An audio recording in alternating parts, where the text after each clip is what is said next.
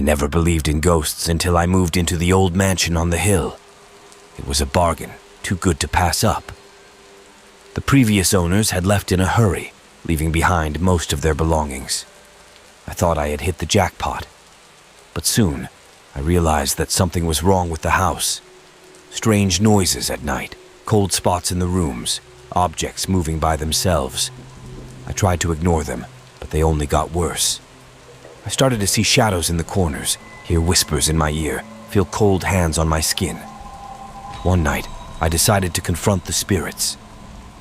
I grabbed a flashlight and a camera and went to the basement, where the activity seemed to be the strongest.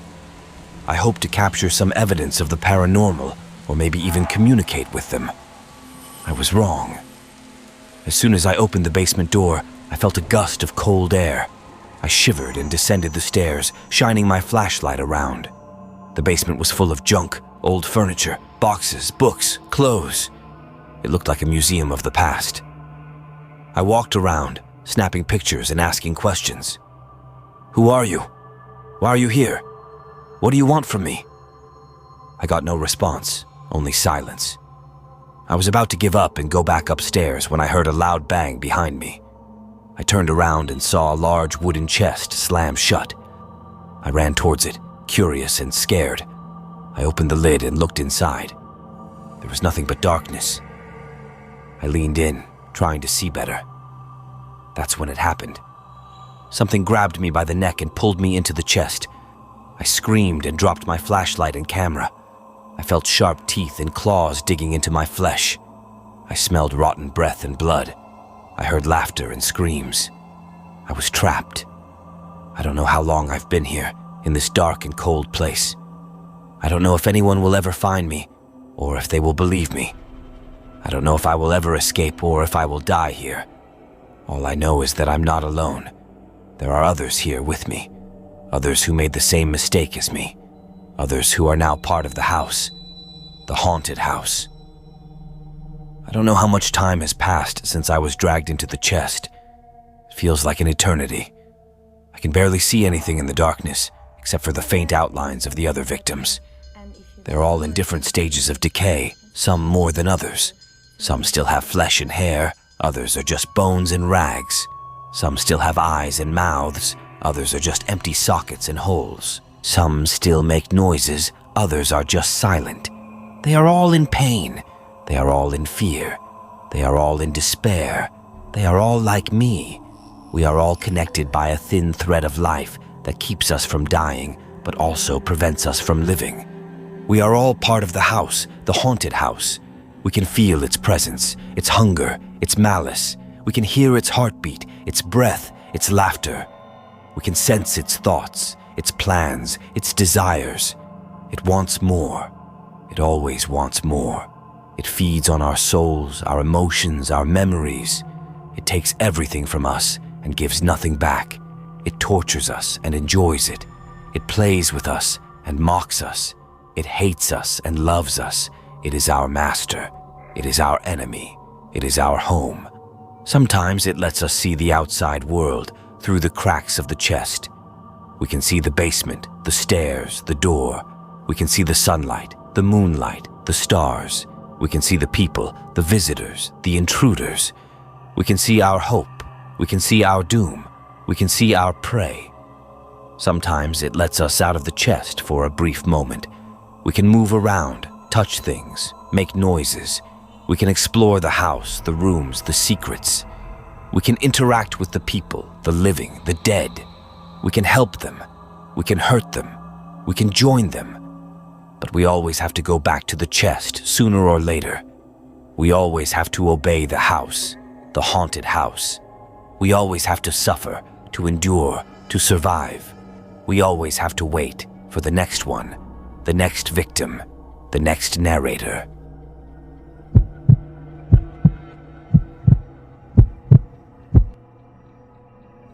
I always loved exploring abandoned places, especially old houses. I found them fascinating, full of history and mystery. I like to imagine who lived there, what they did, how they died. I like to take pictures and videos and share them online with other urban explorers. That's how I found out about the house on Maple Street, It was an old Victorian mansion built in the late 1800s. It had been abandoned for decades after a series of gruesome murders. The locals said it was cursed, haunted by the ghosts of the victims and the killer. They said no one ever came back from there alive. I was intrigued. I decided to check it out for myself. I packed my backpack with some essentials: a flashlight, a camera, a knife, a bottle of water, some snacks. I also brought a Ouija board just for fun. I wanted to see if I could contact the spirits, or maybe even the killer. I arrived at the house around midnight. It was a dark and stormy night, perfect for a horror adventure. The house looked ominous, looming over me with its broken windows and rotting wood. I felt a chill run down my spine, but I shrugged it off. I was not afraid. I walked up to the front door and tried to open it. It was locked. I looked around and saw a window on the side. I smashed it with a rock and climbed inside. I landed on the dusty floor of a living room. It was full of old furniture covered with cobwebs and mold. I turned on my flashlight and looked around. I saw a fireplace, a piano, a bookcase, a sofa, a coffee table. On the wall, there was a large portrait of a family. They looked happy and wealthy, dressed in elegant clothes and smiling. They were the original owners of the house, the ones who were brutally murdered. I felt a pang of pity for them, but also a surge of curiosity. I wanted to know more about them and their killer. I took out my camera and started to record. I narrated my exploration as if I was making a documentary. Hello, everyone. This is Alex, and I'm here at the infamous house on Maple Street. This is the scene of one of the most horrific crimes in history. In 1899, the entire family of 6 was slaughtered by an unknown assailant who was never caught. The bodies were found mutilated and dismembered, scattered all over the house. The killer left behind a bloody message on the wall saying, "I'll be back." No one knows who he was or why he did it. Some say he was a madman, a serial killer, a demon. Some say he still haunts this place, waiting for his next victims. Tonight, I'm going to find out the truth. I'm going to explore this house and try to communicate with the spirits. Maybe I'll even meet the killer himself. Who knows what I'll find? Let's go. I walked out of the living room and into the hallway. I saw a staircase leading to the upper floor and a door leading to the basement. I decided to go upstairs first. I climbed the stairs, feeling the wood creak under my feet. I reached the second floor, where there were 4 bedrooms and a bathroom. I opened the first door on the left and entered the master bedroom. It was a large and luxurious room with a king-sized bed, a dresser, a closet, a vanity, and a fireplace. There were also some personal items such as jewelry, perfume, books, and photos. I recognized the couple from the portrait downstairs. They were the parents of the family, Meister and Mrs. Smith. They were both in their 40s and looked very distinguished and refined. They were also the first ones to die. I walked over to the bed and saw the bloodstains on the sheets and pillows. I shuddered, imagining the horror they must have felt, waking up to see their killer standing over them, holding a knife. I wondered how he got in, how he killed them, how he escaped. I took some pictures and videos, and then moved on to the next room. The second door on the left was the daughter's room. She was the youngest of the family, only 8 years old. Her name was Lily. She was a cute and cheerful girl with blonde hair and blue eyes. She loved dolls, flowers, and animals. Her room was full of them, along with other toys and books. She was also the last one to die. Hi guys, thank you so I much. walked over to her bed and saw the bloodstains on the sheets and pillows. I felt a wave of sadness and anger, thinking of the innocence and joy she had lost, the pain and fear she had endured. I wondered why he killed her, what he did to her, how he left her. I took some pictures and videos and then moved on to the next room. The third door on the left was the son's room. He was the oldest of the family, 16 years old. His name was James. He was a smart and handsome boy with brown hair and green eyes. He loved sports, music, and science. His room was full of them, along with trophies, posters, and gadgets. He was the second one to die.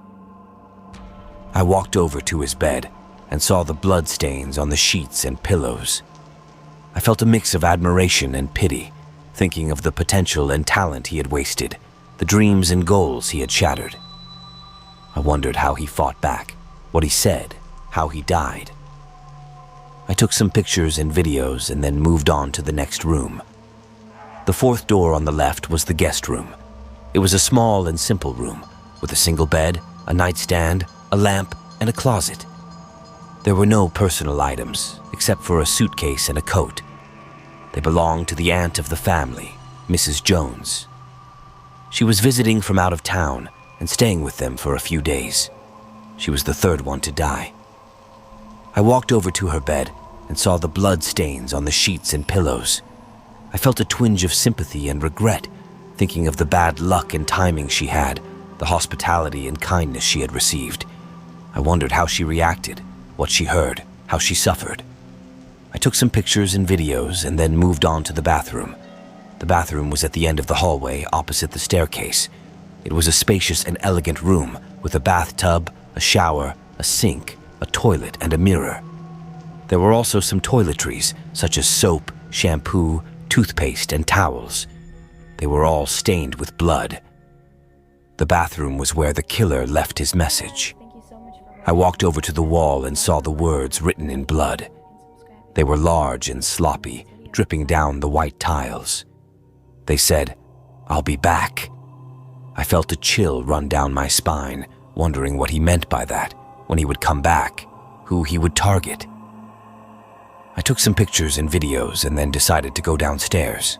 I had seen enough of the second floor. I wanted to see the rest of the house and maybe find some clues or answers. I walked back to the staircase and started to descend. I was halfway down when I heard a loud noise behind me. I turned around and saw the chest slam shut. I ran towards it, curious and scared. I opened the lid and looked inside. There was nothing but darkness. I leaned in, trying to see better. That's when it happened.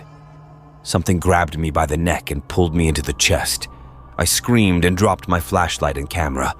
I felt sharp teeth and claws digging into my flesh. I smelled rotten breath and blood. I heard laughter and screams. I was trapped.